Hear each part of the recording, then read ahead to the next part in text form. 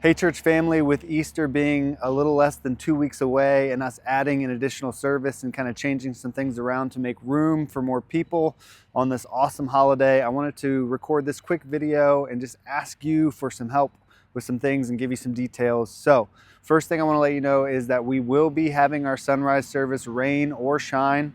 We know April showers kind of thing, and so if it does rain, we'll just move our sunrise service inside. So we will be having our sunrise service and then obviously our 9 a.m. and our 11 a.m. service. So with two services, I would love for you to consider to do a few things. Number one, park far. If you could find creative places to park. I'm standing in a grass lot right now that we cut access to. So if you're able to park in the grass, this is a great spot where we can add some extra cars and make room for our guests. Park behind the kids club.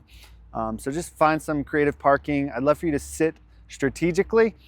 So those of you that are regulars, if you wouldn't mind sitting closer to the front and closer to the center of the aisles, so that as new people come in, if they come in late with a large family, they're able to find seats. So park far, sit strategically, intentionally. And also just I'd love for you to be praying for and thinking about who you might invite to one of these two services.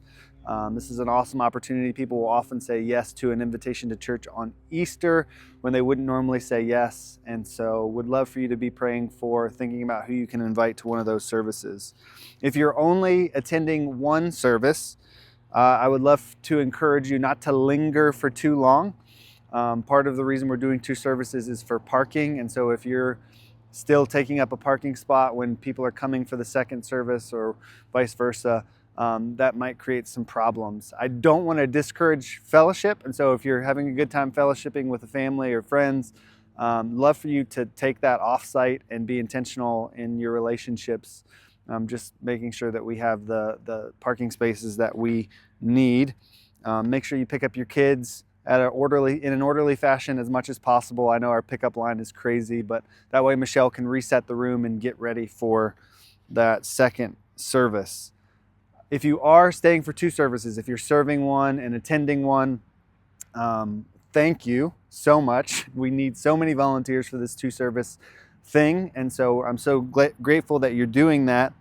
If you're serving in two services and you have kids, I would love for you to put your kids in kids class when you're serving, and then have them in service with you when you're not serving.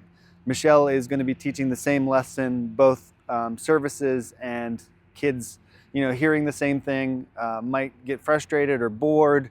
And again, there's going to be kids that don't normally get to hear the message of the gospel, and Michelle wants to make sure that that there is as much controlled chaos in the room as possible so she can clearly articulate the message of Jesus to these kids. And so if you're serving one, worshiping one, I'd love for you to have your kids with you. I think that's a great opportunity to spend some additional time with them on Easter and then have some conversations with them about the message. My message and Michelle's message are overlapping in a lot of really big ways, so that'll be cool for you to be able to have conversations with your kids about that. Last thing, I'd ask you to just be in prayer for the entire service, for the message, for the people who are coming. Just be in prayer that God would work in some mighty ways, that His Spirit would be present. My message is almost written, which is not typical for me. I'm really excited about it. We're looking at the encounter, John's resurrection encounter, and how it really maps onto Genesis and talks about new creation. It's going to be a really clear gospel presentation for those who haven't heard the gospel, and there's a real depth to it for those of us that are familiar with it, that it might help us see some things that we haven't seen or be reminded of some things that we need to be reminded of. So thankful for you. Excited to worship with you and to celebrate the resurrection. Thanks for all your help. Please be in prayer, and I will see you soon.